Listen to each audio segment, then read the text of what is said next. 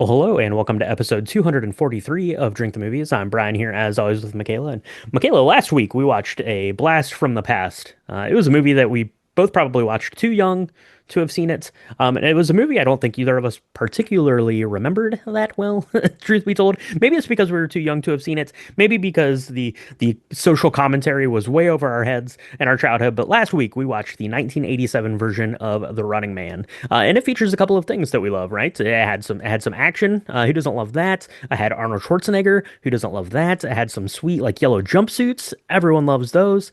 And we here at Drink the Movies love ourselves some Stephen King. So when they were remaking The Running Man, we said sign us up for that, and that is exactly what we're signed up to go do here in a little bit. We sure are. Super excited.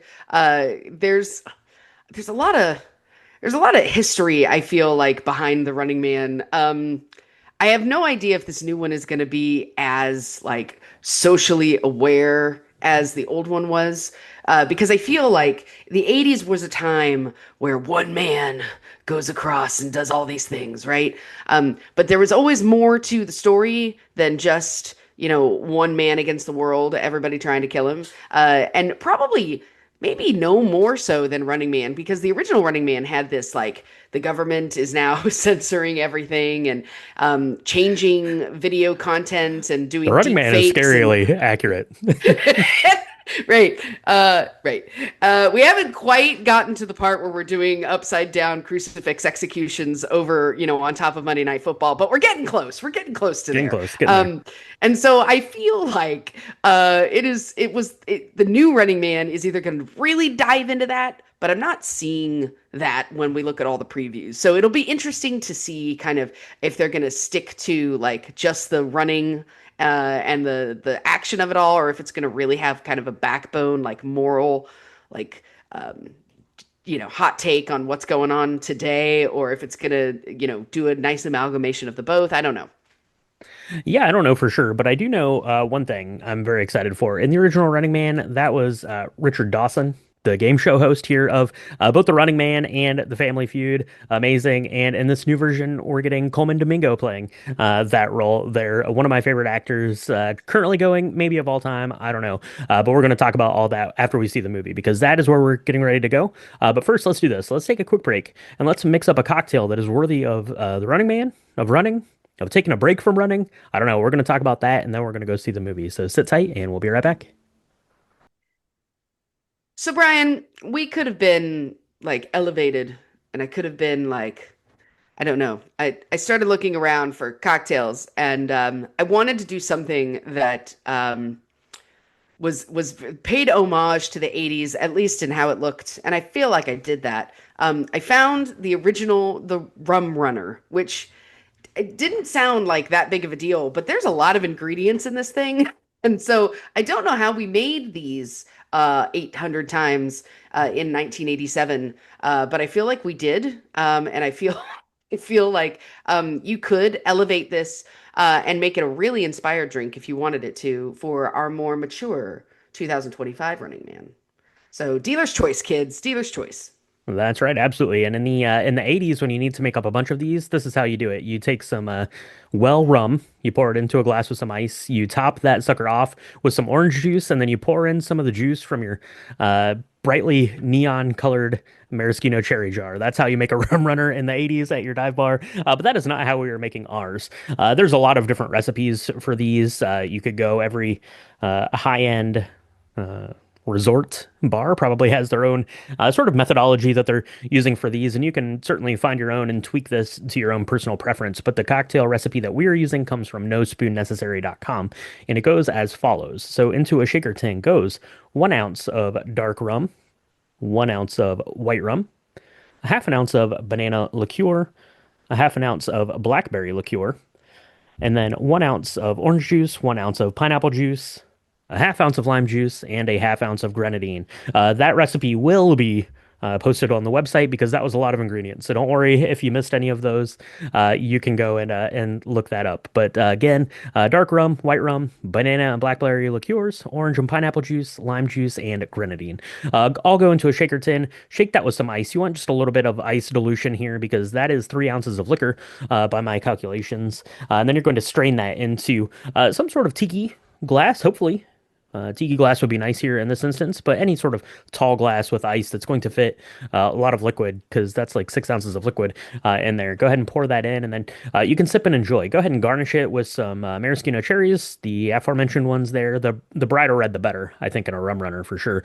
You could garnish that with some pineapple wedges. You could probably do like one of those little like banana leaf things that look fancy and stab you in the face when you're drinking. Any of those, whatever you want to do. Go ahead and sip and enjoy. It's going to remind you of sitting on a beach somewhere, or maybe running from the government mandated television program you're part of. I'm not sure.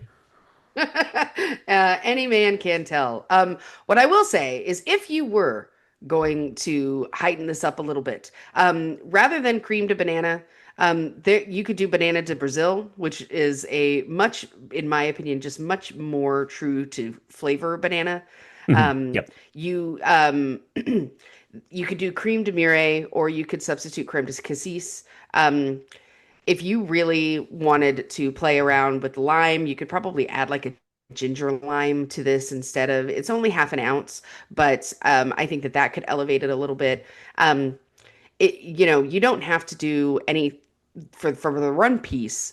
You don't have to do anything super like reserve or barrel reserve, and please don't do anything that's like high ABV because there's 3 ounces of liquor in here already. You don't need that because you want to be able to drink it and enjoy it and be able to see your feet after. I don't know. I Mhm. don't know. I like this. I liked this. I thought it was even with kind of the less sweet options for some of these ingredients. I still thought it was pretty sweet. I liked it in the sense that one was plenty. I think if I needed to do more than one, I was going to have to become the running man and go run it all off because there's a lot of residual sugar.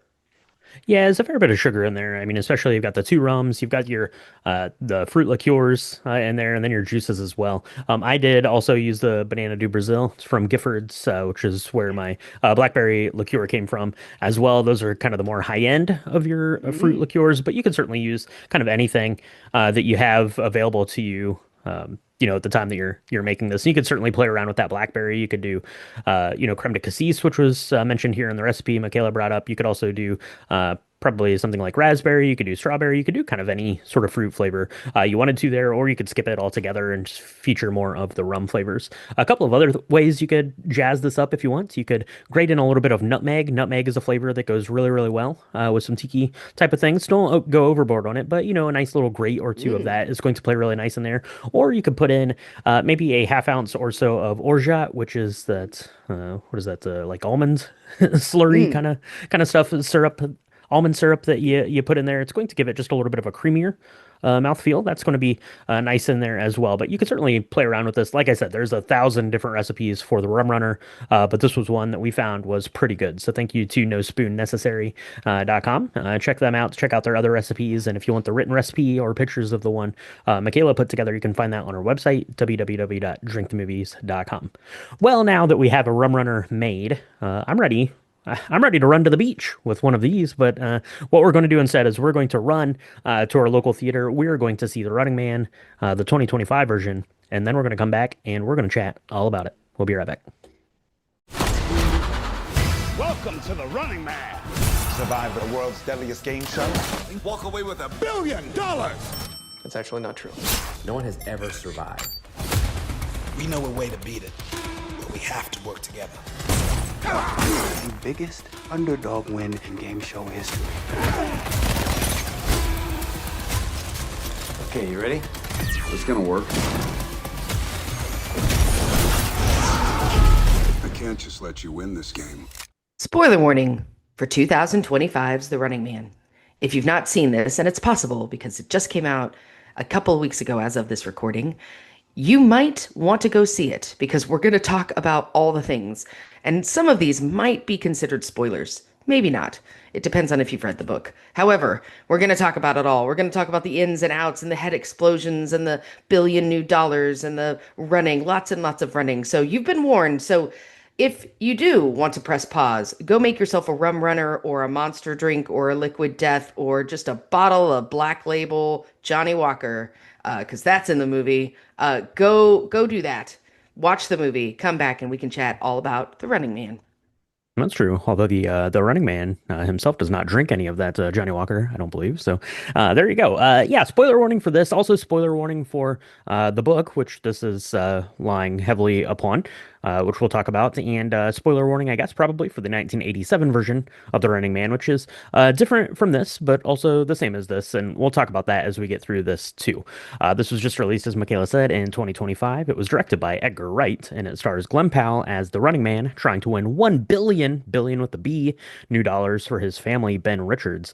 Josh Brolin is the swarmy showrunner, Dan Killian, and the host of the country's favorite game show, The Running Man, is Bobby T, played by Coleman Domingo. And of course, there's other people that help and hunt along the way. We'll talk about them as we kind of talk about some of the ins and outs of the movie here. As I mentioned, this was based on a book, right? This is based on 1982's The Running Man by Richard Bachman, who we later found out in 1986 was actually Stephen King. So that's kind of an interesting story unto itself. And fun factoid, Richard Bachman, aka Stephen King, also wrote The Long Walk, which was just out in movie theaters as well. So there you go. And apparently, according to everything that I've read, everything that Edgar Wright has said, things that people have said, and reading the synopsis here on Wikipedia tells me that this is more book accurate than the 1987 version. And I think that that's true. I've never read the book. I don't think that you've read the book either, Michaela, but I have to say, coming out of the movie theater last night, you know what I want to read? It's The Running Man. Oh, yeah. I mean, kudos to Stephen King, Richard Bachman, whatever your name is, I don't care. Because these movies definitely have inspired me to go and see some of these books, or read these books. Stephen King's like long novels are all like terror and like, horror books, right? But anything that's not that, I love even more, which is weird. He does so many amazing short stories that we've actually covered because we covered Stand By Me. We have not yet covered The Green Mile here at Drink the Movies, but it's on the list of things to do. That was a short story that Stephen King wrote. There's so many others. Shawshank Redemption, another short story that we covered. One of the greatest films of all time. So all time. So I think it's interesting to me that I need to go and research the story because I don't know why. Well, I guess I do know why he would want to be a different name because these are kind of a different genre of books. But this brainchild that Stephen King like doles out different universes like popcorn, it's insane to me. And it doesn't surprise me that this version follows the book more closely because it's a lot more of a compact story in the 1987 version. And it's a little bit almost too clean versus this one. It gets very messy and I kind of like figuratively and literally. And I like that. So it does inspire me to go read more of his books for sure. yeah, absolutely. So that's on the to-do list for sure. But on the things that we have done list, that includes watching The Running Man just last night. So, Michaela, we had seen the previews for this, although I have to say, looking back, I was thinking back on it after seeing the movie last night. I remember seeing some previews for this kind of intermittently throughout the past, I don't know, 6 months or so of movie going, but I don't feel like The Running Man was that well advertised, and that could possibly have led to the less than stellar kind of first weekend of the box office here, which is all kaput now, as we saw everyone in pink and green for Wicked Part 2 last night at the movie theater. So that's kind of unfortunate, but marketing aside, we had just watched the 1987 version of The Running Man just last week. So going into this, I myself was pretty excited for it. I know every time you get a remake of something, there's people that will look at it and be like, well, we don't need to remake this. This is ruining my childhood. This is terrible. This is the worst thing that could ever happen. But I didn't see it that way at all. I was like, that's really interesting. I feel like the story was fun and sci-fi campiness, goodness, Arnold Schwarzenegger goodness in 1987. I feel like it could be kind of the same here in 2025. Edgar Wright is a director I like a lot. Glen Powell is like this rising star. I was interested to see if he could carry like a whole film, like with the weight of the title and the Stephen King of all of it on his shoulders. The cast was star-studded. I was really interested to go in and see this last night. What were your thoughts, I guess, as we walked through the doors into Theater 13?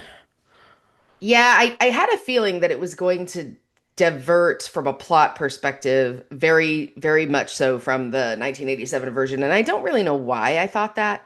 The previews don't tell you much. They tell you that he's a person who has a family, which is different, and that it's a volunteer thing. He volunteers to go on the Running Man, which is also kind of different. And so I was like, this is going to be interesting. I think with any of these, and we've talked about these, we talked about it with West Side Story, we talked about it with The Crow, any of these quote unquote remakes, right? You really kind of, if you're going to fully enjoy them, you need to be open to fully enjoying them. And I think in order Mhm. to grow, you almost have to let your memories and nostalgia of the old kind of die at the door of this theater. Maybe not Mhm. forever, but just when you walk in, because this film is a lot of fun. It's got a lot of its own merits. It's not a perfect film, but I mean, neither is Running Man 1987. Okay.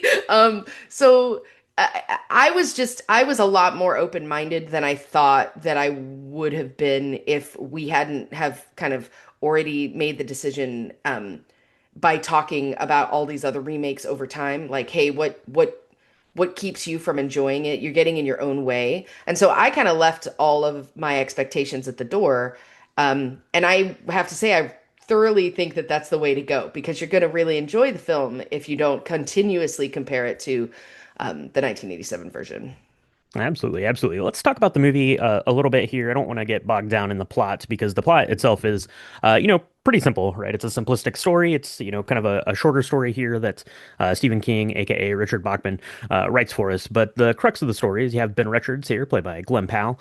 He's an out of work, kind of blue collar sort of a guy, right? So he's trying to do his best by his family. Him and his wife, they have a sick daughter, which is not great. And, in this dystopian near future, medicine is expensive and things are hard to come by if you are.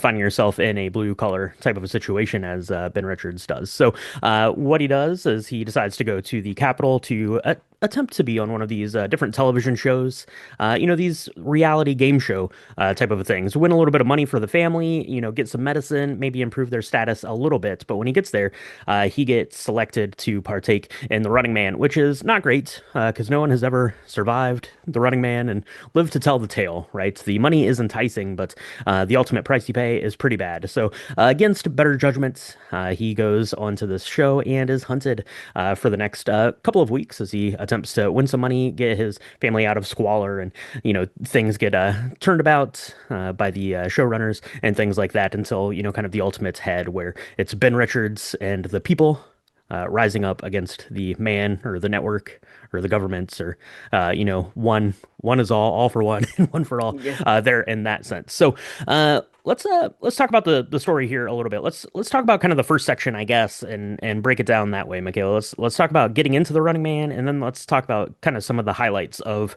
the Running Man section of the film.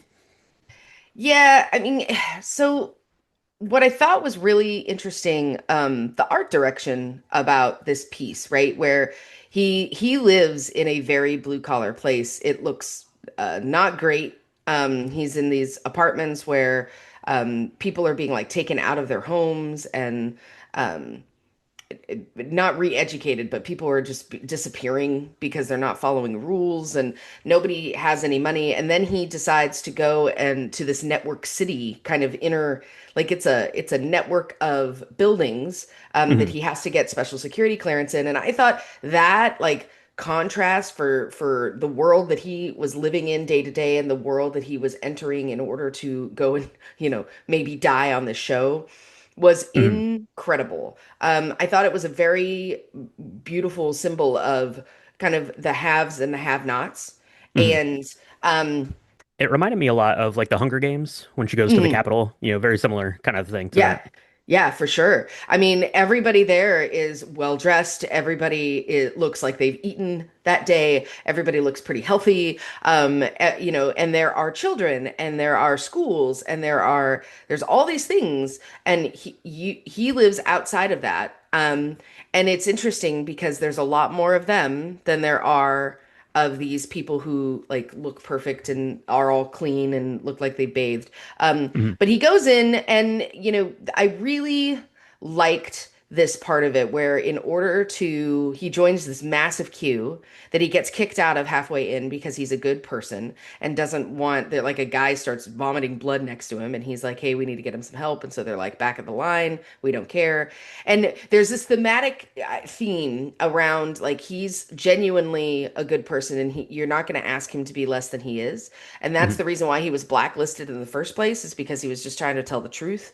Um, and so then he undergoes this, like, um, I don't know, assessment, they called it, where they basically make him run and they make him jump and they make him do all these crazy things. And he saves another person who ends up joining him to die on the Running Man. And that's really sad, and bittersweet. But he's genuinely like a good person. He's got a very strong compass, moral code. And I really love that that kind of was built into this story because later, um, as angry as he is, because he has a lot of anger management issues. And that's for his benefit. Like when he's talking to um, Josh Brolin's character, who's Uh, Dan Dan Killian. Killian. Yeah. Mhm. Yeah, he just wants to rip this guy's face off, and he doesn't. But um, he's just like, this is whole, you do this stuff to these people. You take the most desperate, and then we find out that you make up a whole bunch of lies because right before the Running Man actually starts, they show this video of all these things that each one of these people who are on the show have done, and it's not real. Mhm. And that's your first indication, really, that this show is as diabolical as it is in the 1987 version. At the beginning, you're like, well, these people, yeah, it's not cool to watch a bunch of people die. Like, but it's not, you're a good 20 minutes into the film before you see the deception piece. And I think Mhm. that that was kind of neat because they kind of buried the lead in there where these poor kids, they're not kids. These poor adults who are going into this are screwed and they don't even know they're screwed. And they're like drinking champagne. Everybody else is like super excited about this, but not our Ben Richards. Because he's like, something's wrong. I don't like it. I never wanted to do this. I'm just trying to get money for my kid. Like, yeah. Yeah, Dan Killian knows that a little bit of bloodlust is the key to a winning television formula there, Hmm. or freebie or whatever they call it there. So yeah, I Yeah. like that first interaction with Dan Killian, who immediately identifies right that Ben Richards is kind of this ticking time bomb, as it were, right, of rage that could go off at any moment. He knows that that's going to make for compelling television. So he basically kind of convinces him, gives him a little bit of a nudge. I really like kind of the desk slides open and the contract is there and it shows how much money he could win. Now, if you win the Running Man, you win 1 billion new dollars. But I like if he survived like 2 days was enough to basically like change his family's life forever. So the wage disparity there is quite stark indeed. I like this section quite a bit for a couple of reasons, right? Because it does highlight the kind of the inequalities there. I like you kind of right from the get-go, we get Ben Richards kind of having that confrontation with, I guess like his boss or like the plant manager type of a thing at his old work, and you get to see kind of his volatility there from that outset. You get to see kind of some tenderness there with the sick daughter who has the Hmm. flu as they sit and they watch television. It kind of lays out I guess the way that this world works, right? We get to see a couple of different of these television, these reality game show kind of things that are going on, and that's what spurs him to get there in the first place. I like the cue as you mentioned, right? He gets pulled out by security. He's ready to get like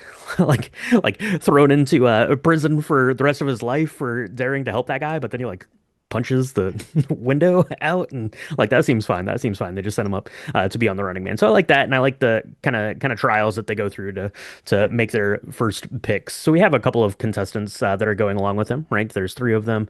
Uh, they're going into the Running Man. So we have Ben Richards. We also have, I'm never going to find their names here.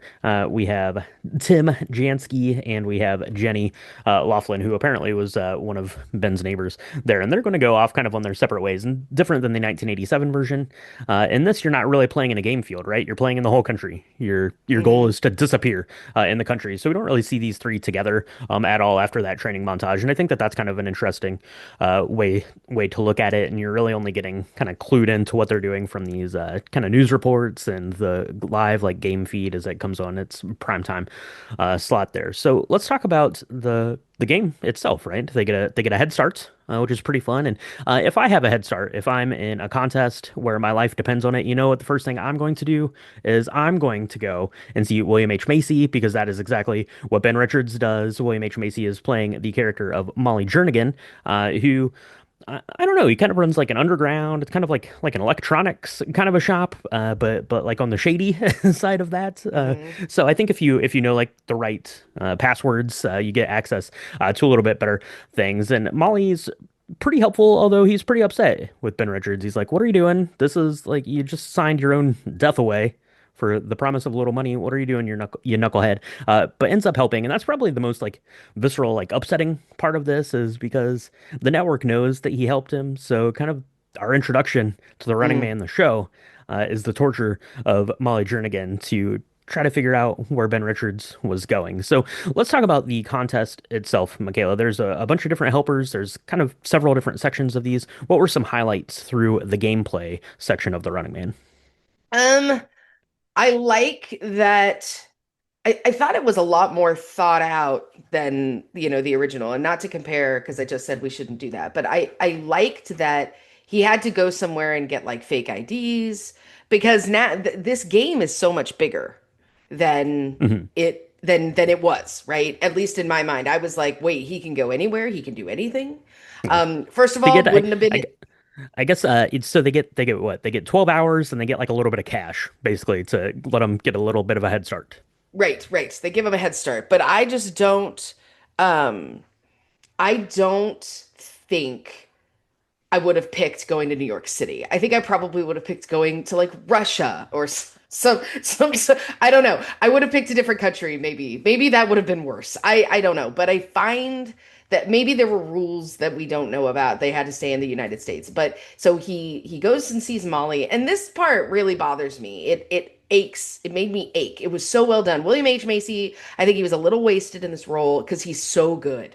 He's in this movie for maybe 4 minutes and he is amazing and he's really mad at his friend and he was like, I was gonna hire you, I was gonna make you a partner, we were gonna do this together. And I'm like, well dude, why didn't you just say something? Like when you decide that you're gonna do something like that, don't wait, people, don't wait. That's the lesson, the paradigm shift that this, Maybe he hadn't because seen. Maybe Ben hadn't been around. He's does out a busy phone yelling at work? his boss He's to yelling at stop his by boss. Molly. No, they couldn't pay the phone bill. Come on, they don't have any money. That's true. Okay. Well, anyway, it makes me so sad because he was really mad at his friend. And then that, now this guy is, jammed up in this whole thing. And they're I don't know, they're doing something horrible to his hand. I don't even know. It was real gross.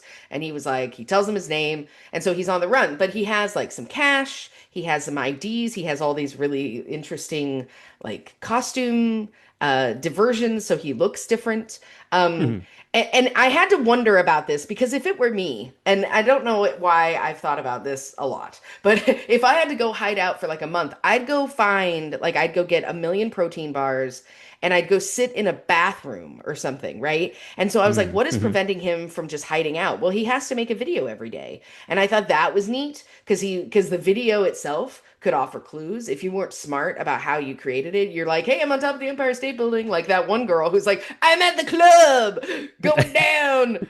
People are spinning around me naked. This is amazing. Like, Yeah. come I mean, find me. Like, I, I mean, if your days are numbered, you might as well go out on top like she does. You also have Tim who like they show him and he goes to like I don't know, it's like the grocery store or the coffee shop and he's like trying to flirt with the cashier and he keeps like saying his name. That's not a good look. That's not a good look either. But yeah, the the mailing of this thing, yeah, definitely is going to give them some clues as to where you are because they know exactly where you're mailing the thing from, like in like 1 second. So they're there to bust down your door, Michaela. So protein bars, bought for naught to Michaela's scenario. I like he goes to New York, right? They never really specify, I guess, where kind of this city of television networkness is. I guess it's They probably call meant it to be like Washington D.C.-ish, I guess, because the first thing he does is he gets a train ticket or a bus ticket or whatever to well, I think he buys like a bus ticket, but then they show him like on a train like a hobo. So I don't know that, but he goes to New York City, right? And there's kind of two ways you can look at it, right? If I need to blend in, if I need to hide out, then Mhm. going to like the largest city like in the country, that's probably a good way to do it, right? I've been to New York City, Yeah. you've been to New York City, and I couldn't tell you a single thing about any person that I passed there because there were too many of them. So that's one way to do it, right? So they do that. He ends up going to New York. He's made to flee there as they bust down his hotel room door and chase him out of there. He's just wearing a towel because he's Glen Powell, I guess. So you got to work that in there. And he goes to Boston, which is a little bit of a smaller city, but on the way up to Maine because of the Richard Bachman of all of this, of course. So he gets to Maine. So that's kind of the flip side of it, right? You go to like the most populated area, and then you go to a place where there's not a lot of people, and you try to just hide out in the woods, which is kind of the other option. So it really runs the gamut of things you could try to do to hide in a society that's trying to search you out for money. Yeah. I liked some, I mean, and I want to talk a little bit about this this cat and mouse game that they got going. It was way cool to have some of the situations happen. Like the towel, I'm not hating at it. I think it was a little contrived. Well, Because I they're mean, he was like this flop house thing, so he wanted to go take a shower. I mean, I probably would have worn my clothes down to the shower and then disrobed, but I don't have Glen Powell's physique, so I yeah, don't know. maybe he's like, whatever, everybody, you're welcome, America. Yeah, but I love how he gets himself out of that situation, right? Like he finds he's in this flop house and he finds like a grenade and the grenade explodes and he like gets down in the sewer and it's totally disgusting, but he is like overjoyed to still be alive. He's like, "Ha ha! I made it!" Right? And he takes a video and he's like, "Suck it!" Like, yeah, didn't get me this time. And so he's still like every time he's like running around and he's trying to make it somewhere. And he ends up befriending like this little kid who is just who watches the game because everybody watches this show. It's the most popular show in the universe. And they take him home, and they're fine with helping him. And like this kid's older brother or older cousin has like this whole conspiracy theory going on about how it's not really a game at all. Like this is all rigged. It's all for ratings. It's all to make money, and these people's lives are completely forfeit. And I really love that. Like I love that piece. Yeah, I like that. That was the character was Bradley Throckmorton. He's played by Daniel Ezra here in this film, and I thought that he was excellent here, kind of making these very over the top. Kind of crazy conspiracy theory videos, which are not conspiracy theories at all because they're 100% correct. But Yeah. No, they are. And so it breaks it down like, there's the one who gets killed right away, there's the one who, is drinking champagne until they die, and then there's, in like week 2, and then there's the one who is the long running man, right? And he can make mhm. it, they keep talking about this very first season that, the only person that's made it out that was close to making it out got to like day 29 before they were killed. And so they're like, yeah, you could really do this. And you see this ground swelling idea that like people want him to live, that because he is really angry in all of his little videos that he's taking. But we also see for the second time, like the lengths that the game show will go to turn the truth on its head. And so he makes a video and sends it in saying, look, these everybody wants their kids, these kids are dying of cancer and there's this horrible stuff happening and no one cares about this group of people because we're poor. And it's not a race thing, it's really a class thing, right? It's like we don't care about people who are the have-nots. And Mhm.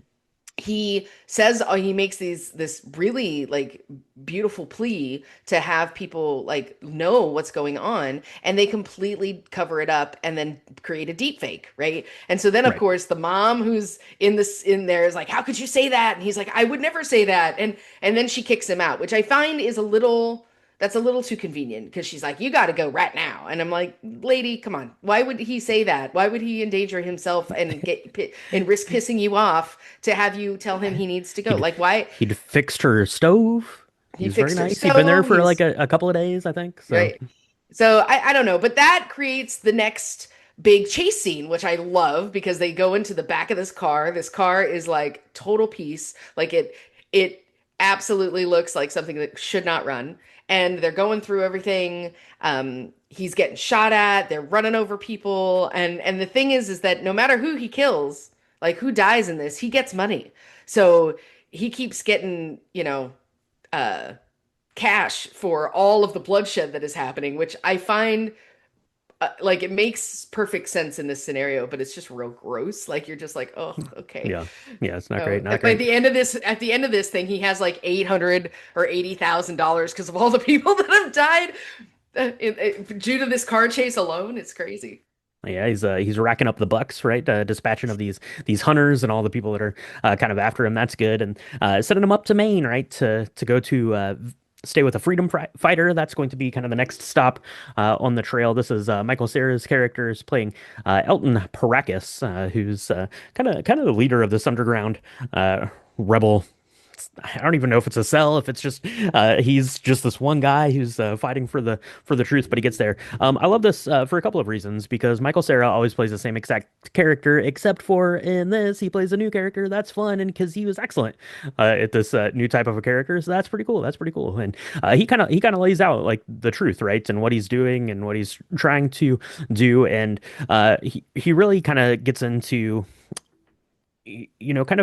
kind of the imagination, I guess, of Ben Richards, right? Like, we've seen a little bit of graffiti, right? Richards lives on a couple of things, and uh, Elton is really kind of playing on that, right? He's like, a lot of we're all downtrodden, we're all beholden and being stepped on by the boots of the network, of the man, of the government there, and we're ready to rise up and to fight back and to fight for equality, and you're the one that can ignite that, right?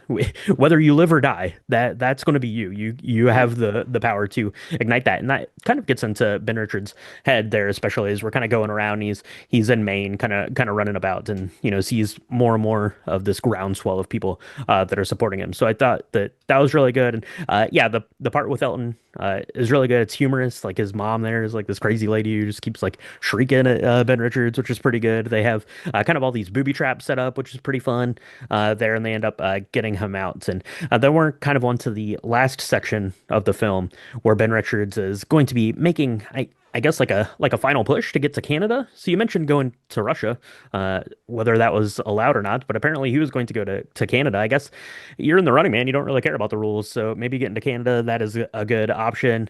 And hijacking a car is a good option or a bad option. I don't know for sure, but the car is being driven or ridden in by Amelia Williams, played by Amelia Jones. Yeah. I love Amelia, who plays Amelia.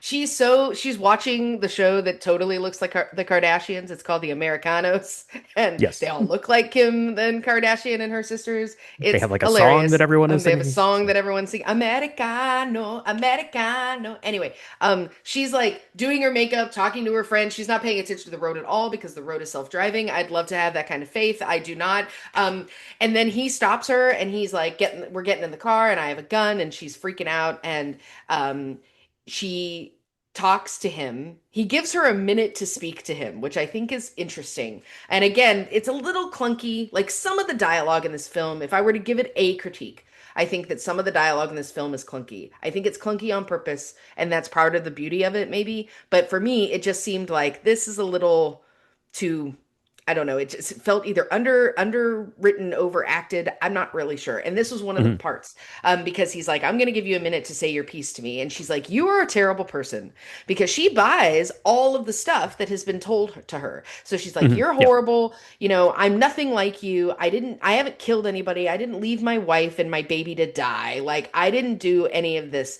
And now you're getting rich off of killing innocent people who have done nothing wrong and are amazing heroes, because all of this stuff that the network has told everybody is that all these people died in the line of duty. They were wonderful, church going folk who, like, did nothing. They were curing cancer, all of these people. They weren't trying to kill him. No. Right. Like, Hmm. and so there's this kind of dialogue between the two of them where she says, "I think you're a terrible person." And then she sees for herself, because the network decides to make her a hostage, like truly a hostage. Hmm. Um, and she sees footage that she is in, that she is not a part of. And I love this. This is something that was done in the 1987 version, where someone does not believe him until they see him set for herself. Hmm. That she is part of this now. She's on the show whether she wants to be or not, and someone's taking her likeness and creating a version of the truth that is not accurate. And I really, really love how that turns everything on the dime, because she now kind of trusts him and the things that he is saying. He's like, "I didn't kill all these people. I didn't leave my wife. I was just trying to get medicine for her. Is that stupid? Yeah, probably not the smartest decision, but I was really desperate." And then she just kind of sees that he's been telling the truth the whole time. And so they kind of have this tentative um truce between the two of them, and end up Yeah. kind of helping each other, as he's crafting his final, like, flight plan into trying to get to Canada. Yeah, he's trying to get into Canada, and the network's kind of playing along with this, right? Because they know that the ratings for this are good. They know that it can get to kind of an ultimate head there, where Dan Killian's going to be able to make kind of a final offer to him, right? It's no skin off of Dan Killian's teeth to let this play out as long as possible, right? I think by the end of this, we're only on like day 18 or something like that, so it's not even close to the 30 days by the time all of this is over, anyways. But he's going to allow him to get onto this plane, and then you have kind of this final confrontation with Evan McCone, I guess, who is the number one hunter of it all, and it gets demasked, and we find out that Evan McCone was the contestant in the first Running Man who made it 29 days, and kind of took this deal to save himself, I guess, to get out of there and become this hunter figure. And that's kind of the deal that Dan Killian is laying out before Ben Richards now, right? He's like, you're a top star. I can sell you. That'll be great. Too bad we already killed your family, or maybe not. I don't know. Do you believe us at this point? And Ben Richards is not going to take this bait, and they go down in a fireball of blaze of glory there. Amelia gets off the plane. That's nice, right? She takes the flyers and jumps out of the plane. That's pretty good. I did like that. They try to open the door and the door doesn't open. She's like, the door didn't open, and then it opens. It sucks her out of there. So that's pretty good. She makes it to safety, and then the plane crashes. Of course, they doctor all of that footage, and then Ben Richards does live to tell another tale, right? Finds out that his family is still alive, buys him some socks. That's very nice. That's very nice. A little gesture there, as he's kept that sock in his pocket the entire game. Thought maybe you could have just given them that sock, would have been a little bit more, since he keeps pulling it out of his pocket the entire movie. But buys him some new socks, as wife and daughter know that he is still alive and well there. We don't know if they'll be able to be together, because I have a feeling that Ben Richards will be hunted now every day for the rest of his life beyond the 30 days. So that's bad news. But does end up going back to the studio and setting it ablaze and causing mayhem, just as he promised there, and kind of the same way that the first film ends there, the 1987 version as well. So that is the Running Man, right? So we have that.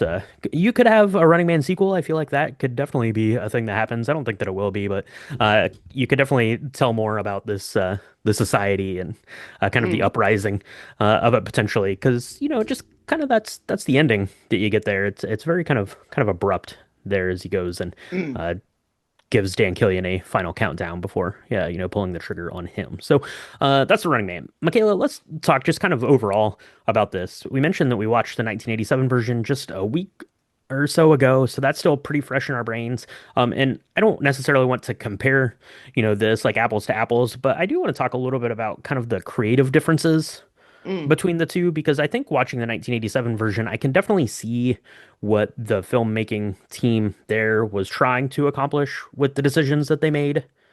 And ways to streamline this because this will be kind of my first point on it. This movie was about 2 hours and 15 minutes long, and for the most part, it felt paced pretty well until I hit, I don't know, about an hour and 50 minutes, and I'm like, this could wrap up now. Right. We're on the plane. Everybody needs to die. I'm ready to go. Yeah. I feel like also you talked about creative differences. I think that one thing that was really big in the 80s was having each of the stalkers, or they were called stalkers in 1987. In this version, they were the hunters. They all had their own personality. They were all Yeah, like a type. It was kind of like a they're more like they're more like WWE yeah, wrestling, exactly, right. like, right? And where it was like, we've got Iceman or whatever his name was. He was the hockey dude, Right. Sub-Zero. And then you had the chainsaw buzzsaw guy, and you had, all the Rigoletto singing And one was electronic literally dude who literally wore a played diaper. by Jesse the Body Ventura. So, Yeah, exactly. So that I thought was interesting because in this one, they're faceless. They're not faceless. They all have faces except for the main guy. And then you realize why, because people would recognize his face and be like, "Oh, he's the from the Running Man in the first season." But like all the other ones are just these like um very, very skilled kind of assassin people. They're clean, but they're all mhm. like suits. They're just these black suits that will come in and kill you. And I thought that that was interesting. I don't know which one is now. It feels like the former, or sorry, the latter would be more scary. Just because having all of them have their own personality seems a little hokey in 1980s. But I think that that was an interesting choice that they made. Um, they probably wanted to liven it up in the 1987 version and be like, all right, we gotta do something to make them cool. And so they probably thought that that was like really inspired at the time, and it probably was. Mhm. But I think for this one, it really fits the bill where, I mean, there's a scene where one of the hunters is sitting outside watching him, and he doesn't even know it for a while. Because he's playing like a person who's experiencing homelessness out on the streets and flailing around, and Mhm. really it's not until he accidentally says a line that Ben Richards had said himself that he's like, wait, who is that?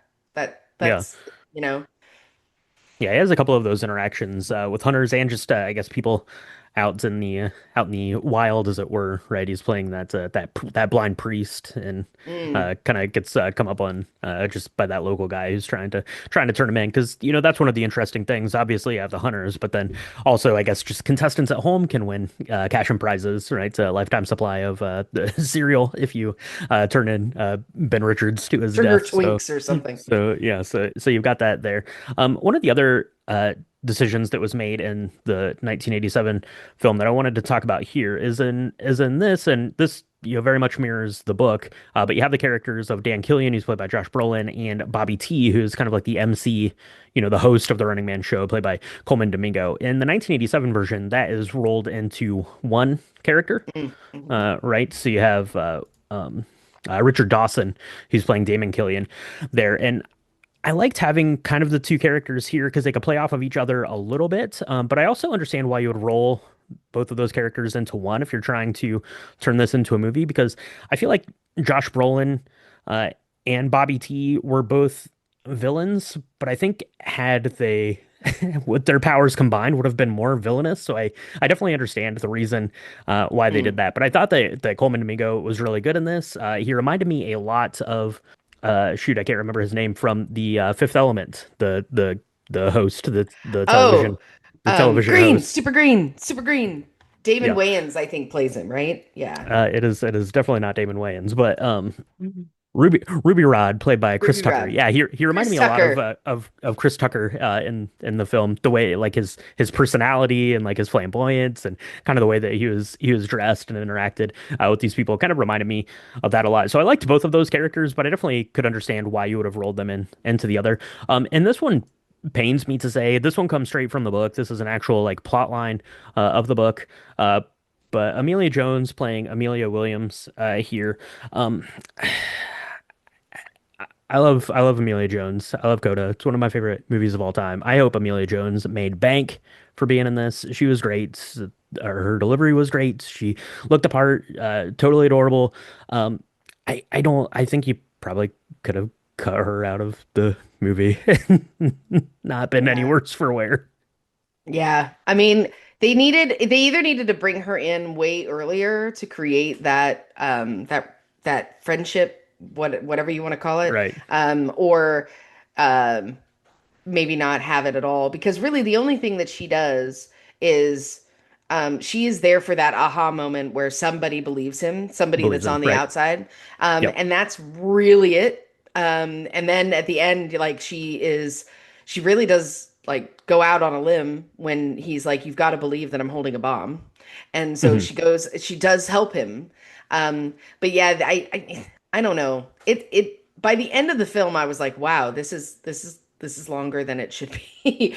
Um, Yeah. yeah, Yeah, because by the time she came in, like I mentioned, like I was ready for like it felt like it needed to be winding down, and then it mhm. introduced this whole other thing. So I don't know.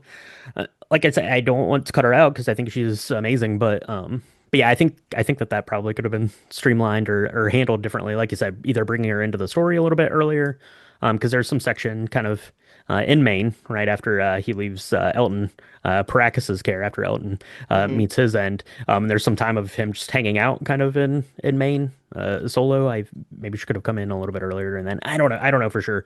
I don't know for sure, but kind of overall for me, I like this a lot. I thought it was really good. I had a lot of fun watching it last night, and I think it's probably something that I would watch again. It's very different, but also very similar to the 1987 version, and even Arnold Schwarzenegger gets to be on our new dollars, so that's pretty cool. That's pretty cool. Oh, and they drove by as a restaurant or a pizzeria or something kind of in the early section that was called Bachman's Diner or something like that. Yep. So I thought that was pretty cool. That was pretty cool.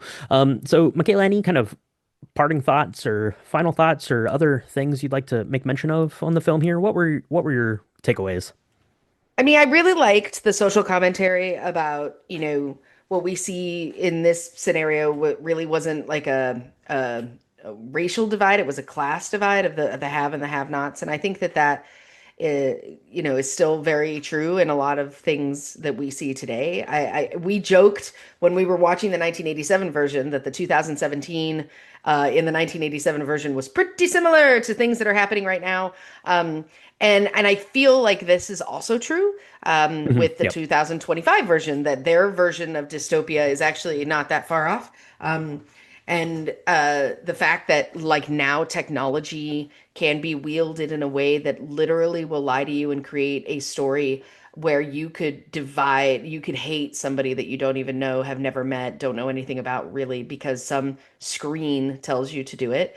Hmm. Um, I might be reaching a little bit, but I don't think I am. I mean, that's really what this show is about. And if you learn to be discernful and have a healthy skepticism for the screen that you're looking at, and fact check your stuff that you're like, I feel a certain way because I'm watching this. Let me see if it's actually accurate, instead of just letting it be spoon fed to you like popcorn. I think that is really what the movie's about, and I think that is really appropriate, and that's going to probably go over a lot of people's heads, because it's not so in your face. Um, and it's encapsulated in this action movie, but I really Hmm. liked that. We need films that still ask us, and it's funny because we're watching a screen telling us to be careful of what we're watching on screen. Um, Right. but I think that's kind of the more esoteric, more altruistic, important message from the film, and I really liked that. That message was the same in the first one too, and I think it's interesting how little and how much things have changed. Yeah, as different as the first version compared to this one is they are as equally similar, I think, in a lot of ways. And as Ben Richards says, right, turn it off. He is not talking about drink the movies, though. He is No, talking about just other things. absolutely Keep not listening. us. Listen to us. You get all the good stuff, right? You get Rum Runner, cocktail recipes. You get all that stuff. And the best place to get all of that stuff is on our website. It's www.drinkthemovies.com. You can go there if you want to see the picture of the Rum Runner we made for the Running Man. If you want to get episode recaps, all the recipes, links to drink the video games, all that stuff can be found on the website. Again, it's www.drinkthemovies.com. If you want to support the podcast a little bit further, get bonus content, bonus episodes, hangouts, behind the scenes stuff, hangouts we've got coming up very soon. Actually, by the time you're listening to this, we might be doing our hangout right now while you're listening to this. And if you want to be part of that hangout, you can go to our Patreon. It's patreon.com/drinkthemovies. We appreciate our patrons over there so much. They let us do a lot of fun stuff like make up rum runners and go to watch The Running Man. So we definitely appreciate them. If you want to tell us about your experience seeing The Running Man, if you have like a good like anecdote from the book that we should keep an eye out for as we hopefully read the book. I'm definitely wanting to do that. Or what your thoughts are about the new Running Man, the old Running Man, about anything else Glen Powell related, let us know that. You can do that on our social medias. That's at Drink the Movies on Instagram, Threads, Blue Sky, and facebook.com/drink the movies. Michaela, we've got some more fun stuff coming up. We're going back to a classic, one of the greatest films of all time. We're going to be talking about a new classic and Wicked, part two, Wicked Forever. What's it called? Wicked for something. good. Wicked for Good. We're going to be talking about Wicked for Good. We've got that. We're getting into the holiday season, so expect a lot of holiday eggnog content here over the next month or so. So people are going to want to follow along. So where can they do that? You can find us on Apple Podcasts. You can find us on Good Pods. You can find us on Spotify, anywhere actually where Spotify podcasts are distributed and supported. We do 2 drops a week here at Drink the Movies. But that's not all. We also have Drink the Video Games, which is really awesome. Brian does a really great job of talking about a video game. We're in the middle of all these Star Wars video games now, so go check those out because they're really, really cool. I pop in for a cocktail, but really, it's all Brian and it's all amazing. Congratulations again, Brian. You're like the number 2 or maybe the number 3 video game podcast again, as said by Good Pods. So that's really awesome. But yeah, we do our deep dives like the one you just listened to now. And then on Mondays, we do our lobby bars, which talks about our box office stuff and an easy cocktail, usually, that anybody, even you, can make. So join us there because all of that helps get all the Drink the Movie stuff out there. Absolutely. So that is going to run it up for episode 243, The Running Man.